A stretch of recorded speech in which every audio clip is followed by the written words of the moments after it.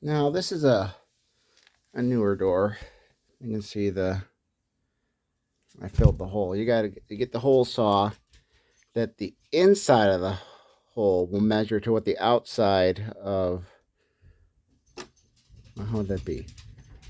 Like the hole saw, you want the inside diameter of the hole saw to fit the inside diameter of this. So when you glue it and push it in, it fills it. Then of course you mark it, you drill it. For going through here, you do your, your paddle bit, whatever. Mark it, and you chisel this out. Same with this, you can chisel out that if you want square, and that gives you your nice shape. On your faceplate, you might have a little bit showing still.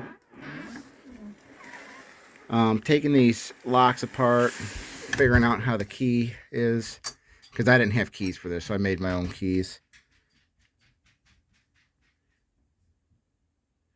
Because every groove matters. Now, this was my first attempt at a key, so this key is not all that great.